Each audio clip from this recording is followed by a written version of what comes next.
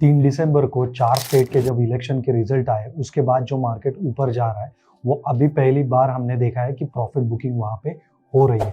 आज जब हम ये वीडियो शूट करें 8 जनवरी को, तब यहाँ पे निफ्टी जो है 200 पॉइंट से डाउन है, और अगर हम बैंक निफ्टी की बात करें तो 700 पॉइंट से भी ज़्यादा डाउन है।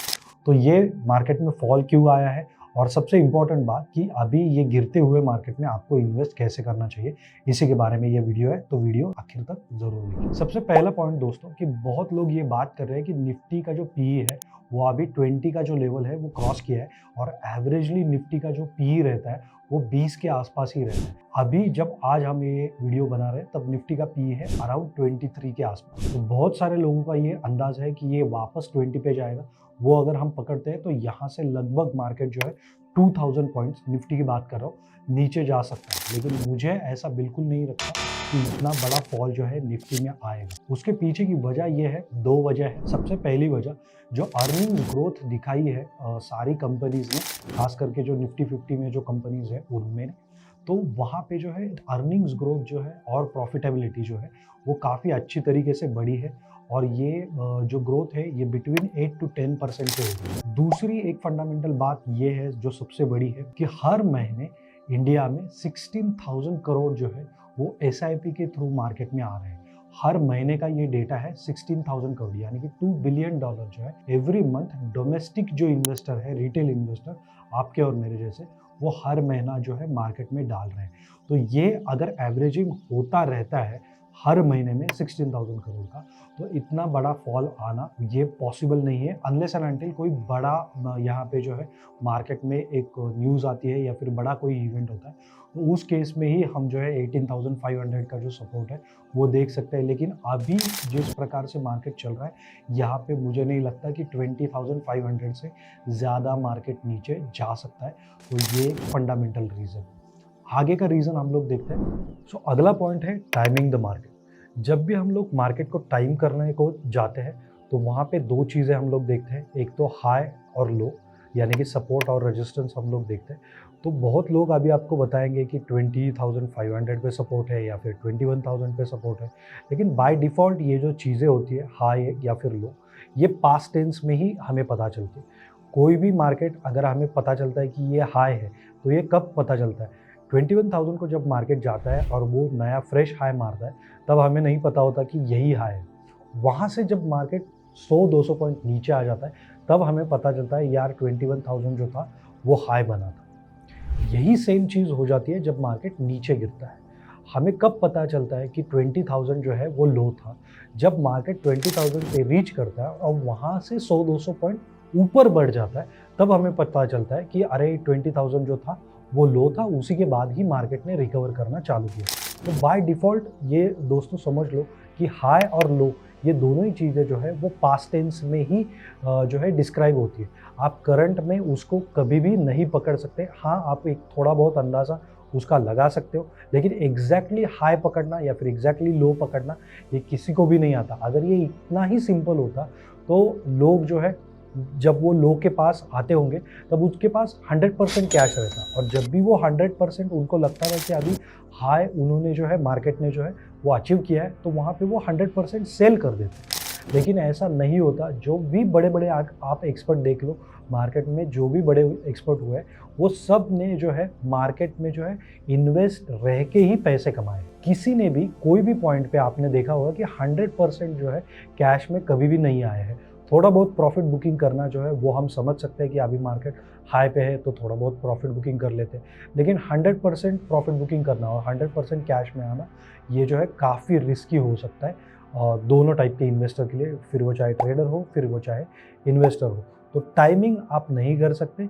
आप थोड़ी बहुत प्रॉफिट बुकिंग जो है, जो समझ लो आपको मिड कैप में प्रॉफिट बुकिंग हुई है या फिर स्मॉल कैप में हुई है, तो वहाँ पे आप लोग थोड़ा बहुत प्रॉफिट बुकिंग कर सकते। लेकिन ज़्यादा प्रॉफिट बुकिंग करना और 50% से ज़्यादा कैश में आना, ये जो है थोड़ा मुझे लगता है कि ज़्यादा बड़ी मिस्टेक हो सकती है। इसी को जोड़ के अगला पॉइंट है एसेट एलोकेशन का।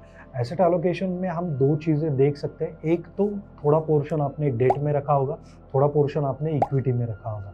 तो अगर आपका इक्विटी का जो पोर्शन है, सपोज आप 50-50 इन्वेस्ट करते हो, 50% आपका पैसा डेट इंस्ट्रूमेंट्स में है और 50% इक्विटी में है। तो अभी जो इक्विटी है, जो लास्ट 1 मंथ में आपको रैली मिली है, समझो वो 60% पे जाके रुका हुआ है, तो वहाँ पे आप लोग क्या कर सकते हो कि 10% का जो एक्सेस है, वहाँ पे आप लोग प्रॉफिट बुकिंग कर सकते हो और वह पैसा आप ट्रांसफ़र कर सकते हो डेट फंड में, और वहाँ से आपका वापस एक जो है बैलेंस हो जाएगा। दूसरी एक चीज़ आप कर सकते हो कि आपको एक पोर्टफोलियो मैनेज जब भी आप करते हो, तो आपके एज के हिसाब से और आपके रिस्क एपेटाइट के हिसाब से आपने एक एसेट एलोकेशन किया रहता है कि समझो मेरा 50% जो रहेगा वो ब्लू चिप स्टॉक्स में रहेगा, 30% मिड कैप में रहेगा और 10% जो है वो मैं स्मॉल कैप में रखूँगा, और बाकी के जो 10% है वो मेरा कैश में रहेगा। तो अभी समझो आपको जो मिड कैप की जो रैली मिली है या फिर स्मॉल कैप की जो रैली मिली है, क्योंकि ब्लू चिप के जो स्टॉक्स हैं वो इतना नहीं चले हैं, तो मिड कैप और स्मॉल कैप में समझो आपको बहुत ज़्यादा अच्छे खासे प्रॉफिट पे आप लोग बैठे हो, तो this is the right time जहाँ पे आप लोग मिड कैप और स्मॉल कैप में जो है प्रॉफिट बुकिंग कर सकते हो। और जो आपका जो बैलेंस है, जहाँ पे आपको इक्विटी में मतलब जहाँ पे आपको ब्लू चिप स्टॉक्स में आपको ज़्यादा एलोकेशन करना है, ये प्रॉफिट बुकिंग से जो भी आपके पास फंड आते हैं, वो वापस आप जो है ब्लू चिप जो स्टॉक्स हैं उनमें आप जो है एलोकेट कर सकते हो, या फिर वो प्रॉफिट निकाल के आप सिर्फ कैश में रख सकते हो। जब थोड़ा बहुत और मार्केट करेक्ट हो जाएगा, वहाँ पे आप लोग एंटर कर सकते हो।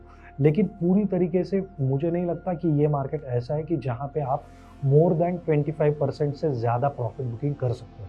जो भी आपका पोर्टफोलियो साइज़ है, उसका मैक्सिमम आप लोग 25% जो है उतना ही प्रॉफिट बुकिंग कीजिए, और वो पैसे लेके आप विड्रॉ मत कीजिए, वो आपके अकाउंट में ही रखिए। जैसे ही आपको लगता है कि हाँ, ये लेवल पे मैं एवरेजिंग शुरू कर सकता हूँ, उसी लेवल से जो है जो भी आपके क्वालिटी स्टॉक्स आपने देखे हुए रहेंगे कि ये मुझे बाय करने हैं लेकिन थोड़े अभी एक्सपेंसिव लग रहे हैं, तो वो जैसे ही आपको बाइंग रेंज में आपको मिल जाएंगे, वहाँ पे जो है एवरेजिंग कीजिए और स्टॉक्स में जो है लंबे टाइम के लिए इन्वेस्ट ज़रूर कीजिए।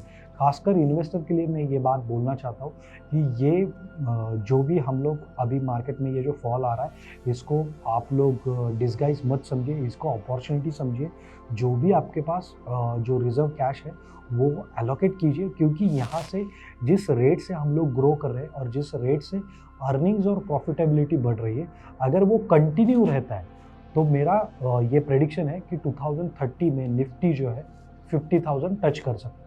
क्योंकि ये जो अर्निंग्स ग्रोथ आई है पिछले 2 क्वार्टर की अगर हम देखें, तो वो 8 टू 12% आई है, डिपेंड अपॉन कौन सा सेक्टर आप लोग देख रहे हो। तो लोएस्ट साइड पे हम देख सकते हैं कि 8% से आई है, हाईएस्ट साइड पे हम लोग देख सकते हैं कि 12% की आई है। तो इसी के बीच में सारी कंपनीज़ ने जो है वॉल्यूम ग्रोथ जो है अपने सेल्स ग्रोथ जो है वो दिखाई है।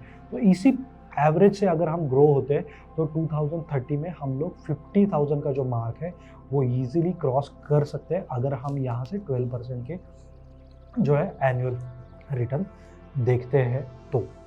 और अगर वहाँ से हम लोग थोड़ा बहुत शॉर्ट भी रहते हैं, तो भी 40-45,000 का जो लेवल है वो काफ़ी अच्छा खासा रहेगा। जब इंडेक्स यहाँ से डबल होगा दोस्तों, तो स्टॉक्स जो है वो 5 to 7 टाइम्स आपको रिटर्न देंगे, ज़रूर देंगे, लेकिन आपको जो है अच्छे स्टॉक्स जो है यहाँ पे पकड़ के रखने होंगे। खासकर ब्लू चिप में अगर हम देखें, तो बैंकिंग स्टॉक जो है लास्ट का अगर हम 1 मंथ का अगर रैली निकाल दें, तो बैंकिंग स्टॉक्स ने जो है काफ़ी अंडर परफॉर्म किया है। तो वो एक सेक्टर है जहाँ पे अच्छी खासी वेल्थ जो है आने वाले समय में बन सकती है। ये रिकमेंडेशन नहीं है, आप खुद स्टडी कीजिए और आपका जो रिस्क एपेटाइट रहेगा उसके हिसाब से ही आप लोग स्टॉक्स में इन्वेस्ट कीजिए। फिलहाल के लिए इतना ही, मिलते हैं अगले वीडियो में, तब तक के लिए थैंक यू।